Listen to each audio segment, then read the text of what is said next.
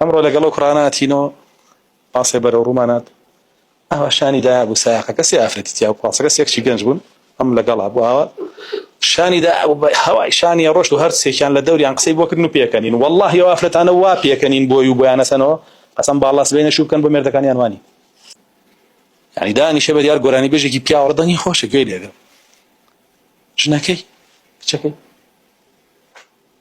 زانی یعنی چی؟ یعنی ژنەکە تۆگری و پیاوە بووە زۆر طبیعیە بەلایە یعنی کچەکە تۆگری و پیاوە بووە زۆر طبیعیە بەلایە هەر زۆر ئاسایە بەلایە چ کێشێ باوەگری بێت ئەی تۆ چیت لایە کار تۆ نەمۆزی أم سلمة فرمي عبد الله كري مكتومها ولا رسول الله صلى الله عليه وسلم عبد الله كري مكتوم بيعرفي نبي نابو فرمي رسول الله صلى الله عليه وسلم فرمي احتجبنا منه فرمي منه ميمونيها سريبوي فرمي بجنا بشت برده وبعنا تنبينه نابينا لا من عارش نابينا يعني هيك يجي نابينا فرمي عن أم سلمة فرمي ميمونة فرمي يا رسول الله إنه أعمى هو نامان بينه شو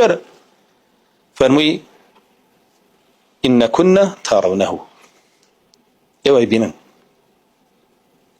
عشان إيوه يبينن يعني بين دعوة سركاني خوشي تماشاي بياويكي لا محرمك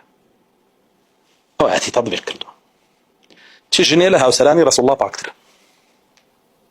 تشكي لها وسلاني رسول الله باكتر كاس أتبو يولي بو شيء أيضا يعني لو أنا باكتيريا زاني مو طبيعية بلاته وهي أنا إنسان بيا قداري خوي به عندك العلماء أفرمون سير كردني كأو عام به وكو سير كردني بازارك سير كردني مهرجان سير كردني اشتكي أو عام لدوره بوافدان قين بس لنزيكونية طيب كدراو ونون المناه إنه بس سير كردني أفرتان بو رسول الله صلى الله عليه وسلم لسر منبر كوتاري دا شكل نامز كوتابون نموناه إنه بس يكني عايشة خاتون بو حبش كان كاري أنا كرت العاب أنا كرت رسول الله صلى الله عليه وسلم رجع أبو عايشة خاتون رضا رحمة الله اللي بتها ماشى كا أبا أما جائز بل أماش على أنا زيادة رئيس أبكي إيش حرام بدت يكن بودنية وأجر نية تكاد بجوره بس يكردني تاكيشيان بتايبة ديسان حرام وبشهوة وسيرك من جالس بزانا شون ببرنامه ام خلقه امر لقلو كراناتينو پاسێ بەرەو ڕوومانات ئەوە شانی دایا بوو سایەقە کەسی ئافرەتی تیا و پاسەکە سێکشی گەنج بوون ئەم لەگەڵا بوو ئەوە شانی دایا بوو هەوای شانی ڕۆشت و هەر سێکیان لە دەوریان قسەی بۆ کردن و پێکەنین والله ئەو ئافرەتانە وا پێکەنین بۆی و بۆیانە سەنەوە قەسەم باڵا سبەینە شوو بکەن بۆ مێردەکانیان وانی هەر ئەو بەرامبەر مێردەکانیان دانانیشن پێ بکەن و بقیوێنەوە بووی دەو بڕۆ دایک و باشی پرساڵێ موسڵمانم لە تۆش موسڵمانتر پەروەردەشم لە تۆ پاکتر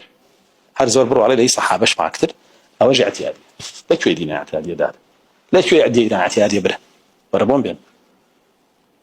ئەفەرمێ ئینەهو ئەعمە ئەفەرمێ بەڵام ئێوەی بینن رسول الله صلى الله عليه وسلم ماڵی ئەو بەم دەیوسیە چییە و خەڵکە دەسییاوەتی طبیعیە بەلایە وەڕێی پێدا و کراوەی کردووە بە هەمووشی ساتەوەی کای بینیم ڕۆڵ ناو خەڵکیە يعني دانیشە بە دیار گۆرانی بێژێکی پیاوەڕدەنی خۆشە گوێی لێگرم ژنەکەی کچەکەی زانی یعنی چی؟ یعنی ژنەکە تۆگری و پیاوە بووە زۆر طبیعیە بەلایە یعنی کچەکە تۆگری و پیاوە بووە زۆر طبیعیە بەلایە هەر زۆر ئاسایە بەلایە چ کێشێ باوەگری بێت ئەی تۆ چیت لایە کار تۆ نەمۆزی وایان نا بۆ تۆ پیاوینیت دانیشێ هۆگری چییە بێ کابرای تورکی دوایی بە مێردەکەی ڕێ بە سەروری شەو کۆچاکەی سمێڵە بێ وەکۆ بهێڵیتەوە قژە بێ وەکۆ بتاشی جلە بێ وەکۆ لە بەریکەی خۆی چە لە بازار جلەکەی بۆ کرد بۆی هێنێتەوە نەک بە دەمایە تۆ بگۆڕێ بۆ پیاوە تورکیە لە بەرەوەی معجبی و پیاوە تورکیە بۆ تێناگەی ها مڵقەوی تۆ بۆ تێناگەی لەم بابەتە ئەمەنەی تەماشاکردەوە معجبی بووە ئەنجا دوای ئەوە کۆیش ڕەفتار بکەی